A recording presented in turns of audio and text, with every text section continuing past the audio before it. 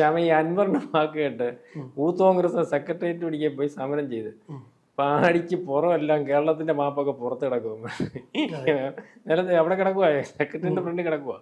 അൻവർ ഇപ്പൊ പറയുന്നത് ഞാനൊരു തമാശക്ക് പറയുക, സാധനോട് ചേട്ടൻ ദേഷ്യം ഉണ്ടായിരുന്നു, അപ്പൊ അവൻ അനുകൂലമായിട്ട് നിന്നിട്ടതെന്ന് തോന്നിയോണ്ട് പറഞ്ഞാന്ന് പറഞ്ഞാൽ അൻവർ കൈ എഴുതി അജിത്കുമാർ കൊണ്ടുവന്ന് ഈ പറഞ്ഞ ആരോപണത്തിനെല്ലാം ഡീറ്റെയിലിംഗ് കൊടുത്തു. എന്റെ എല്ലാം ക്ലിയർ ആണ്, ദാണ്ടേ കണക്ക്. അടി കൊണ്ട് ഇവന്മാർ എന്നും പരാജയമാണ്. ഇങ്ങനെ ആരെങ്കിലും ഒക്കെ എന്തെങ്കിലുമൊക്കെ വായി വിളിച്ചു പറയുന്നത് കേട്ടിട്ട് ആ സെക്രട്ടറിക്ക് പോയി സമരം സമരം സമരം സെക്രട്ടറിക്ക് മാർച്ച് നടത്തും. സെക്രട്ടറിക്ക് മാർച്ച് നടത്തിയുള്ള എന്ന് വെച്ച് കഴിഞ്ഞാൽ 1, 2 റൗണ്ട് 3 റൗണ്ടൊക്കെ ജലവീരങ്കി പ്രയോഗിച്ചു കഴിഞ്ഞാൽ പോലീസ് സംയമനം പാലിക്കാറുണ്ട്. സെക്രട്ടേറിയറ്റ് നമുക്ക് ആ വരുണുണ്ടല്ലോ, വരുണം എന്ന് പറഞ്ഞാൽ വെള്ളം ചീറ്റുന്ന വണ്ടി, അത് ചൊറിയോ വെള്ളം. അത് അവിടൊക്കെ ആണെങ്കിൽ ഈ ഡൽഹിയിലൊക്കെ ആണെങ്കിൽ ഈ നമ്മുടെ ഈ മരം ആ വെള്ളം അടിക്കുന്ന പറയാം, വാടയും ചൊറിച്ചിലും പിന്നെ കളറും കിട്ടും. ഇവൻ എവിടെ പോയാലും കേസിനകത്ത് പിടിക്കും. ഷർട്ടേ കളർ കാണുമല്ലോ, അഴുക്കുള്ള ചെളിവെള്ളം, അത് വരുന്ന ചെളിവെള്ളം അടിച്ചു കയറ്റി കൊണ്ടുവന്നിട്ടാണ് ഈ പമ്പ് ചെയ്യുന്നത്. ഒരു പ്രാവശ്യം ഇത് പിന്നെ ഈ ഇതുണ്ടല്ലോ, ഇതിന്റെ നോബുണ്ടല്ലോ, നോബ് ചെളി കയറി അടഞ്ഞുപോയി. അത്രയും ഫോഴ്സിൽ വരുന്ന വെള്ളം, അതിൽ കൂടെ ഫോഴ്സ് വരുന്ന വെള്ളമായിട്ട് പോലും ആ ചെളി കയറി അടഞ്ഞു പോയതിന്റെ വേണ്ടി ചെളിയാ. അത്രയും വലിയ ചേറായതിനകത്ത് കിടക്കുന്ന ആ ചേറ് വെള്ളം അത് എടുത്തിട്ട് ഇന്ന് 4 റൗണ്ട് പോലീസ് 3 റൗണ്ട് അടിച്ചാൽ സാധാരണ ഒരു കാര്യമുണ്ട്. 3 റൗണ്ട് അടിച്ചു കഴിഞ്ഞാൽ പിന്നെ പിന്മാറിക്കോണം. പ്രതിഷേധം കഴിഞ്ഞു. 3-4 റൗണ്ട് അത്രേ ഉള്ളൂ പോലീസ് കണക്കൂട്ടുന്നത്. 4 റൗണ്ട് കഴിഞ്ഞാൽ പോലീസിന്റെ സ്വഭാവം മാറും. പിന്നടി 4 റൗണ്ട് കഴിഞ്ഞാൽ പോലീസ് വയലന്റ് ആവും. പോലീസ് വയലന്റ് ആവുന്ന വെച്ചാൽ ഈ നിൽക്കുന്ന പിള്ളേരെല്ലാം ഇവിടുത്തെ ക്യാമ്പിലെ പിള്ളേരാ, ക്യാമ്പിൽ കിടക്കുന്നവരാ. അപ്പം എയറിലും മറ്റേ ഇതിലും ക്യാമ്പിൽ കിടക്കുന്ന പിള്ളേരാ ഈ വന്ന് നിൽക്കുന്നവന്മാർ. അവന്മാരെ ഐഡന്റിഫൈ ചെയ്യാൻ പറ്റില്ല, അവരെ നമുക്ക് കണ്ടുപിടിക്കാൻ പറ്റില്ല. നമുക്ക് 2 എണ്ണം കിട്ടിയാലും തിരിഞ്ഞു നോക്കി കഴിഞ്ഞാൽ ഇതെല്ലാം ഒരുപോലെ ഇരിക്കും. ഇവന്മാര് ജാക്കറ്റ് ഹെൽമെറ്റ് ഇട്ടുകൊണ്ടാണ് നിൽക്കുന്നത്. നല്ല രീതി ഇവന്മാർ അടിക്കുകയും ചെയ്യും. അടിക്കാൻ പറഞ്ഞ അവരുടെ കമാൻഡന്റ് പറയുന്നു അടിക്കടാന്ന് പറഞ്ഞു കഴിഞ്ഞാൽ അവര് കയറി അടിയും തുടങ്ങും. ഒരു സൈഡിൽ നിന്ന് അടി തുടങ്ങി കഴിഞ്ഞാൽ അവരെ നിർത്തത്തുമില്ല. അവർ ഇവിടുന്ന് അടിച്ചു തുടങ്ങിയ, അതായത് സമരഗേറ്റ് ഉണ്ടല്ലോ, കന്റോൺമെന്റ് സ്റ്റേഷന്റെ ഇപ്പുറത്ത് സമരഗേറ്റിലോട്ടാണ് എല്ലാവരും മാർച്ച് വരാറുള്ളത്. അവിടെ ബാരിക്കേഡ് പോലീസ് സമരഗേറ്റിന്റെ അവിടെ ഒരു ബാരിക്കേഡ് തീർത്തു വെക്കും.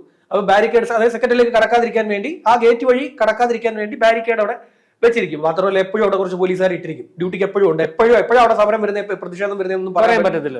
അതിന്റെ തൊട്ടപ്പുറത്ത് തന്നെ ആ വരുണം അവിടെ കൊണ്ട് ഒതുക്കിയിട്ടിരിക്കുക. അവരവിടെ എപ്പോ വേണമെങ്കിലും ഏത് സമയം എന്തും സംഭവിക്കാം. നാട്ടിൽ എന്ത് നടന്നാലും ആ സമരഗേറ്റിന്റെ ഫ്രണ്ടിലേക്ക് മാർച്ച് വരാറുള്ളത്.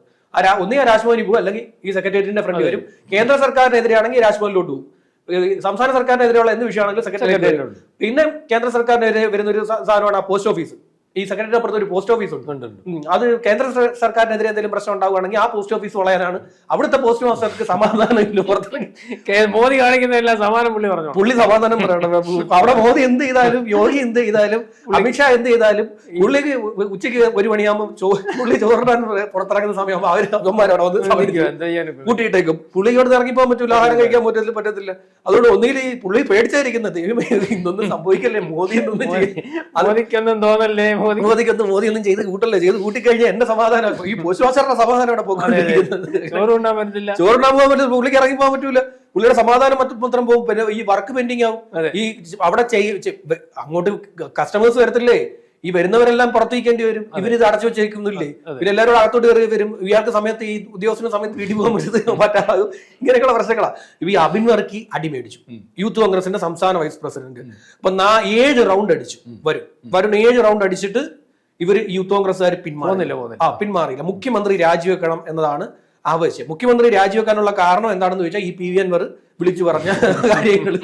പി വി അൻവർ പറഞ്ഞ് മുഖ്യമന്ത്രിയുടെ ഓഫീസ് അവര് തമ്മിൽ കമ്പനിയായി, അവര് പ്രശ്നങ്ങളെല്ലാം തീർത്ത് അവരിപ്പോ ഈ അൻവർ ഇപ്പോ പോസ്റ്റ് ഇട്ടിട്ടുണ്ടെന്നേ ഞാനിങ്ങനെ നോക്കിയിരിക്കുവാന്ന്. ഇവര് ഞാൻ പറഞ്ഞതൊക്കെ കേട്ടിട്ട് ഇവന്മാര് പോയി, പൊട്ടന്മാര് പോയി.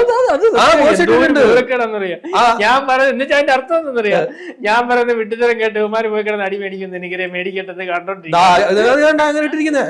എന്നെ കുറ്റം പറഞ്ഞ് തെറി പറഞ്ഞ് നടന്നിരുന്ന യൂത്ത് കോൺഗ്രസ് കുഞ്ഞാടുകൾ എന്റെ ആരോപണങ്ങളുടെ പേരിൽ സെക്രട്ടേറിയറ്റിലേക്ക് മാർച്ച് നടത്തി അവരുടെ മുതുകത്ത് തിരുവനന്തപുരം നഗരത്തിന്റെ റൂട്ട് മാപ്പ് പതിപ്പിക്കുന്നത് കാണാൻ വേണ്ടി അക്ഷമയോടെ കാത്തിരിക്കുന്ന ഞാൻ. പുള്ളിയുടെ പടം എടുത്തിട്ടുണ്ട്. അങ്ങനെ ചെയ്തോണ്ടിരിക്കുന്ന ഒരാള് അയാള് പറയുന്നതും കേട്ടിട്ട് പോയി അടി മേടിച്ചു. അപ്പൊ 7 റൗണ്ട് അടിച്ചിട്ട് ഇവര് പിന്മാറിയില്ല. ഇവരെന്ത് ചെയ്യുന്ന വെച്ച് കഴിഞ്ഞാൽ, ഇന്ന് പോലീസിനെ നമുക്ക് ഈ കാര്യത്തിൽ കുറ്റം പറയാൻ പറ്റത്തില്ല. പോലീസിന്റെ ഷീൽഡ് ഇവര് തട്ടിപ്പറിച്ചു.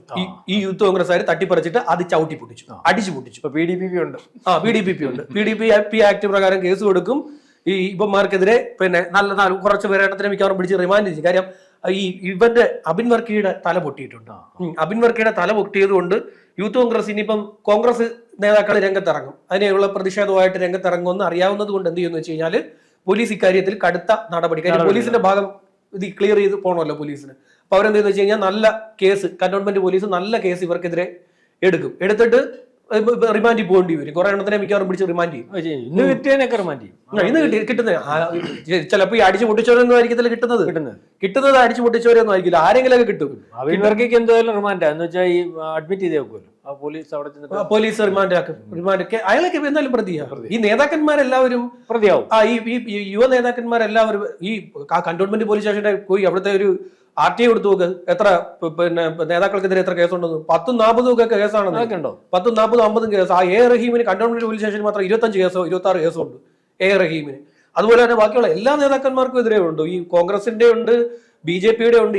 ഇവർ ഭരിക്കുമ്പോൾ ഏറ്റവും കൂടുതൽ ഇവർക്കെതിരെ എടുക്കും. ആർക്കെതിരെ? ഈ യൂത്ത് കോൺഗ്രസും യുവമോർച്ച ഇവർക്കെതിരെ എടുക്കും. മറ്റൊരു ഭരിക്കുമ്പോൾ, കോൺഗ്രസ് ഭരിക്കുമ്പോൾ SFIക്കാർക്കെതിരെ DYFIക്കാർക്കെതിരെയാണ് ഏറ്റവും കൂടുതൽ FIR വീഴുന്നത്. എന്തായാലും കയ്യും കണക്കില്ലാത്ത FIR ആണ് അവിടെ കിടക്കുന്നത്. ഈ നേതാക്കന്മാർക്കെതിരെ മുഴുവൻ കന്റോൺമെന്റ് പോലീസ് സ്റ്റേഷനിൽ കേസുണ്ട്.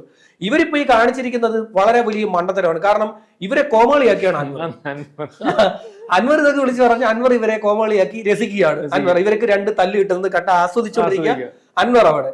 അപ്പൊ ഇവരെന്താന്ന് വെച്ച് കഴിഞ്ഞാൽ ഈ അൻവറിന്റെ വാക്കും കേട്ടോണ്ട് അവിടെ പോയി പോലീസിന്റെ ഷീൽഡും ചവിട്ടി അടിച്ചു പൊട്ടിച്ച് പോലീസുകാരെ പിടിച്ചു കളി. നല്ല പ്രൊവോക്കേഷൻ അവിടെ ഉണ്ടായിരുന്നു. നല്ല പോലെ പ്രൊവോക്ക് ചെയ്തു.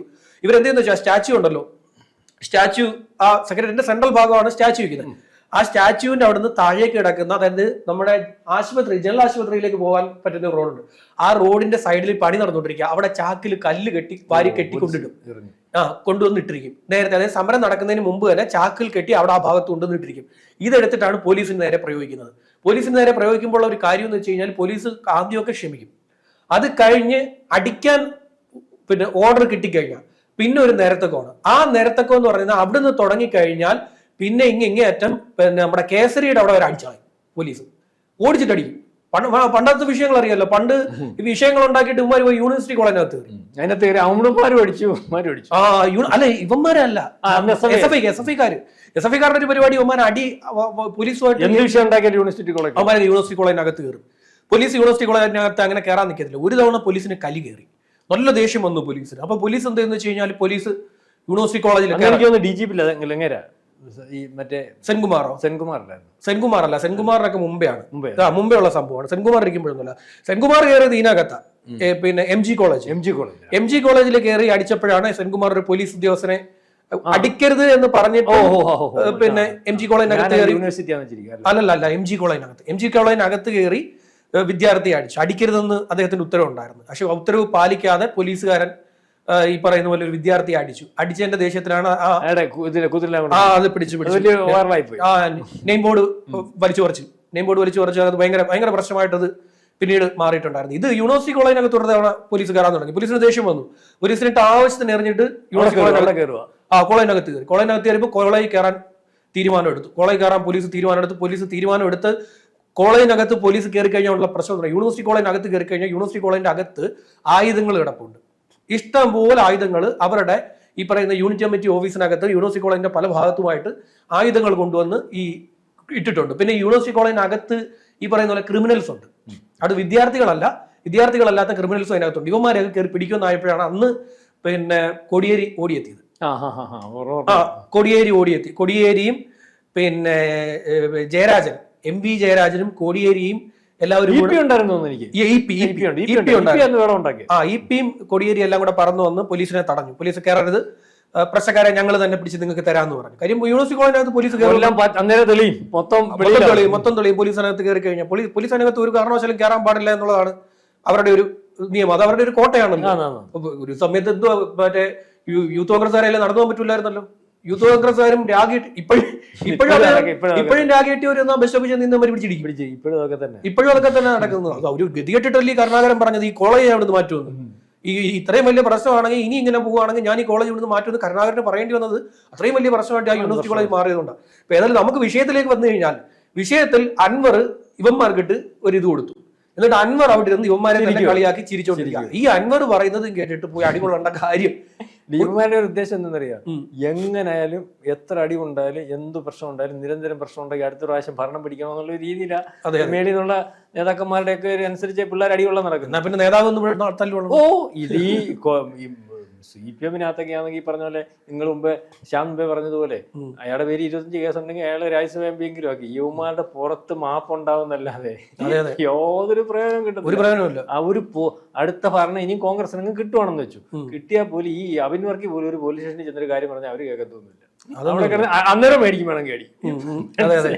അതിലൊക്കെ ഗോഡ് ഫാദർ ഇല്ലാതൊന്നും വളരാൻ പറ്റത്തില്ല. അപ്പൊ മാത്രമല്ല തിങ്ങി നിറഞ്ഞു നിൽക്കുക. ഇത് സീരിയസ് ആയിട്ടുള്ള ഒരു പ്രശ്നമായിരുന്നെങ്കിൽ കുഴപ്പമില്ല. സീരിയസ് ആയിട്ട് ഇപ്പൊ ആരോപണം ഉന്നയിച്ച ആള് തന്നെ പറയുന്നത് എനിക്ക് വേറൊരാളോട്ടുള്ള കലിക്കാണ് ഞാൻ ഇതൊക്കെ വെറും കോമാളി സ്കിറ്റ് ആണ്, യാഥാർത്ഥ്യമൊന്നുമില്ല. അതെ എടുത്തിട്ട് എനിക്ക് ഒരാളുടെ ദേഷ്യം കൊണ്ട് ഞാൻ ഇങ്ങനെ വിളിച്ചു പറയുന്നതാണെന്ന് പറഞ്ഞു. അതും കേട്ടിട്ട് അവിടെ പോയി ഇവർ അടി കൊള്ളുന്ന കാണാൻ അവിടെ കസേരയിട്ട് അങ്ങേരി ഇരിക്കുക. എന്നിട്ട് ഇവര് പോയി സെക്രട്ടറിന്റെ പോയി അടികൊള്ളുന്നു. ഏതായാലും കുറെ സെക്രട്ടറിന്റെ അവിടെ ഒരു പ്രശ്നം ഉണ്ടായി കഴിഞ്ഞാൽ ഒരു തിരുവനന്തപുരം സിറ്റി മൊത്തം ബ്ലോക്ക് ആയി പോകും. അത് നാട്ടുകാർക്ക് ഭയങ്കര ശല്യം. അത് എന്തായാലും ഏതച്ഛൻ വന്നാലും അമ്മയ്ക്ക് അടക്കപ്പുറയില്ലെന്ന് പറഞ്ഞു വന്നാലും നാട്ടുകാർ സഹിച്ചോളൂ. തിരുവനന്തപുരം സിറ്റി മൊത്തം ബ്ലോക്ക് ആയി പോകും. സെക്രട്ടറിന്റെ അവിടെ ബ്ലോക്ക് ആക്കി കഴിഞ്ഞാൽ ഇവര് സെക്രട്ടറിന്റെ അവിടുത്തെ 2 റോഡും 4 വരി പാതയാണല്ലോ, ഈ 4 വരി പാത ഇവർ ബ്ലോക്ക് ചെയ്യുമ്പോൾ കാര്യം എന്ന് വെച്ച് കഴിഞ്ഞാൽ പിന്നീട് വണ്ടി അങ്ങോട്ടും പോകില്ല, കിഴക്കേക്കോട്ടയിലോട്ടും വണ്ടി പോകത്തില്ല, അതുപോലെ തന്നെ ഇപ്പുറത്തെ PNGയുടെ സൈഡിലോട്ടും വണ്ടികൾ പോകാതാവും, ഒന്നും ചെയ്യാൻ പറ്റാതാവും. സിറ്റി മൊത്തം ബ്ലോക്ക്. ആ സിറ്റി ബ്ലോക്ക് മാറണമെങ്കിൽ ഇനി വൈകിട്ട് 4 മണിയാവണം. അല്ലെങ്കിൽ നോക്കി ഇനിയിപ്പോൾ വൈകിട്ട് 4 മണിയാവാതെ ഈ സിറ്റിയിൽ ഇവന്മാർ ഇപ്പോൾ ഉണ്ടാക്കി വെച്ചേക്കുന്ന കുരു കഴിയണമെങ്കിൽ വൈകിട്ട് 4 മണിയാവാതെ ഇനി അത് അഴിയത്തില്ല. ആ പരിവാണ് ഉണ്ടാക്കി വെച്ചിരിക്കുന്നത്. ശരി.